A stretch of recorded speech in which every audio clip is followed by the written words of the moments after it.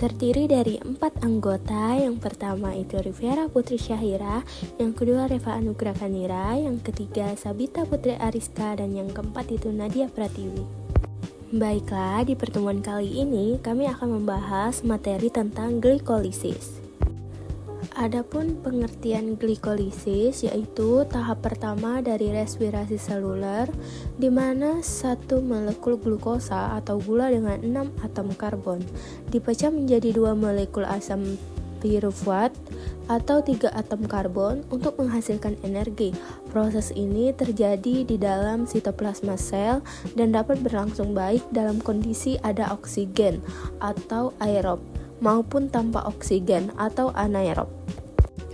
Glikolisis terbagi menjadi 2 fase utama yang masing-masing memiliki fungsi penting, fase investasi energi dan fase pelepasan energi. Berikut adalah ringkasan tahap-tahap utama dalam proses glikolisis. 1. Fase investasi energi atau tahap 1-5.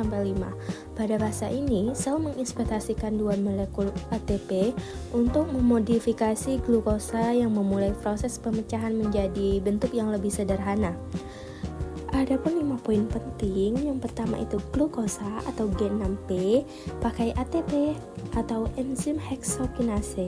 Yang kedua, G6P atau F6P oleh fosfoglukosa isomerase. Yang ketiga, F6P atau FBP pakai ATP atau enzim fosfofruktokinase. Yang keempat itu ada FBP dipecah jadi DHAP dan G3P. Yang terakhir atau yang kelima itu DHAP atau G3P oleh triose dan fosfat isomerase. Yang kedua itu fase pelepasan energi atau tahap 6-10. Pada fase ini, energi yang terkandung dalam molekul-molekul yang dihasilkan dari fase pertama dimanfaatkan untuk menghasilkan ATP dan NADH. Adapun 5 poin penting, yang pertama G3P dioksidasi menjadi 1,3 atau bisfosfogliserat atau BVG dan menghasilkan NADH. Yang kedua, BPG melepaskan fosfatnya menjadi 3 fosfogliserat atau 3VG sambil menghasilkan ATP. Yang ketiga, 3PG diubah menjadi 2 fosfogliserat atau 2PG. Yang keempat itu ada 2VG, kehilangan molekul air dan berubah menjadi fosfonilpiruvat atau PEP.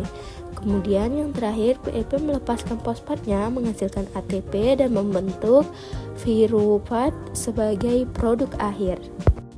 Perhatikan pada gambar ini. Gambar ini terlihat proses glikolisis yang terbagi menjadi 2 tahap utama, yaitu fase investasi energi dan menghasilkan energi. Di bagian atas, satu molekul glukosa yang terdiri dari 6 atom karbon mulai terpecah. Pada fase ini, sel menggunakan 2 ATP untuk mengubah glukosa menjadi fruktosa difosfat.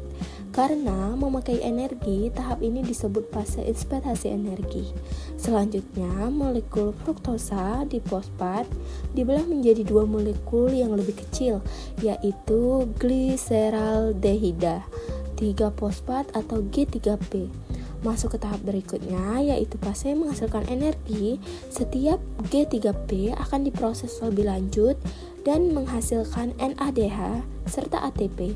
Karena ada 2 G3P, maka hasilnya juga dikali 2. Di akhir proses terbentuk 2 molekul piruvat sebagai produk akhir glikolisis.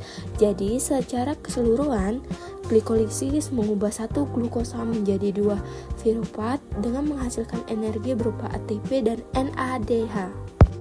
Pentingnya glikolisis bagi tubuh.